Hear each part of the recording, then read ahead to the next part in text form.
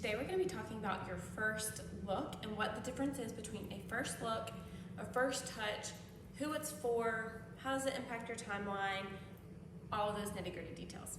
So a first look is the first time a couple sees each other on the wedding day prior to the ceremony. I guess you can't really say first see because that sounds kind of weird. So first look is that first look, first time you see each other. Typically it's very private. I highly recommend if you are doing the first look, you don't really allow a bunch of family and friends to be around. Go somewhere private at the venue and have it just be the two of y'all, your photographer, videographer. Maybe a maid of honor to fluff your dress or something like that. Or to have your bouquet off to the side to hand it to you when it's time to take pictures.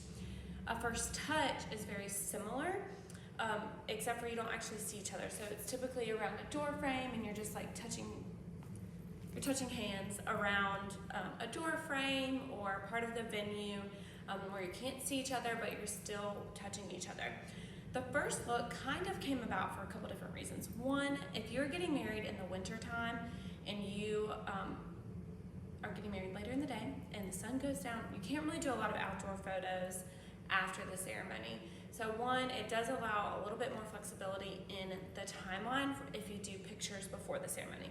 The other time is, it is a great way to like calm the nerves, see the person that you're about to marry. If your partner or you are very like just anxious to see each other, it is a great way to just like calm the nerves, see the person, see each other dressed up and have a private moment before the ceremony gets going and all your guests arrive, and then it's just a whirlwind of an afternoon and evening. You don't always get to spend a lot of time with each other after the ceremony. It's pictures, it's dances, it's dinner, it's all this kind of stuff. As a planner, we do try to give you alone time throughout the rest of the evening if possible, but sometimes you just get too caught up talking and hanging out with your guests, all these loved ones that you've invited to be with you. So having a first look is a really great option to, one, calm nerves, and two, just to spend a lot of time together on your wedding day, right? And especially with your photographer and videographer, getting to capture a lot of those moments for you. Typically during the first look, or even the first touch, you can read letters to each other that you wrote. Some say private vows that they don't want to read out in public. They just want to say things that they vow to each other. During that moment, we've had couples do bearing the bourbon or unbearing the bourbon, drinking bourbon on their wedding day, which is another tradition. The first look can be a very hot topic, especially between typically brides and their moms or their grandmothers, because it's not very traditional. But you've got to think about where these traditions come from. They are from like cultures and times long gone. Personally, I am a fan of not having a first look from a bride's perspective, a bride and groom's perspective. However, as a planner, it does increase the amount of time for photos before the ceremony. You get a lot of those couple photos done, group photos done, and then during cocktail hour, you get to take more photos, mainly with your extended family who's not there before the ceremony, and then more newlywed photos, because there is a little bit of a difference around those newlywed photos and the first look photos. Just a little extra glimmer in your eye. So we definitely want to make sure you get those sunset pictures or just newlywed photos after the ceremony. The thing about a first look you do need to consider, one, that means your photographer needs to come earlier because you're taking the majority of your pictures done before the ceremony. So look through your photography contract, see how many hours they're contracted for. That's also going to mean your hair and makeup is going to need to be done sooner rather than later in the day. So you're going to want to start sooner. You may have to ask your venue if you can get there a little bit earlier. It does extend the beginning part of your day because you need to be ready sooner. The guys need to be there sooner, or your other partner needs to be there sooner so that they're dressed and ready. Whereas typically we would have them come a little bit later just to get some group shots before as they're like getting ready. They don't need to be there as early, but if you are doing a first look, most of the time you do like your immediate family pictures and sometimes grandparents as well, so they've got to be there earlier. So it does prolong or extend the morning part of your wedding day. However, if that is the route you want to go, it does make some of the rest of your evening flow a little bit smoother.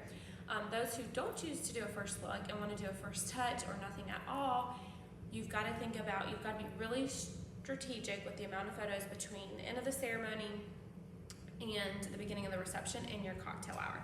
We talked about that in one of our other videos, the cocktail hour video, but we really work with our couples to to hone in on that list, so our photographer says, yes, I can get all these pictures done in an hour.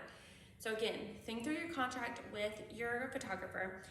That's gonna set like what time you need to be ready and everything. Think through when sunset is. So again, going back to if you're getting married in after daylight savings, so like November, December, January, February, March, all those kind of things. If you are wanting to get married later in the evening, 6 o'clock, 4 o'clock, the sun's gonna go down pretty early.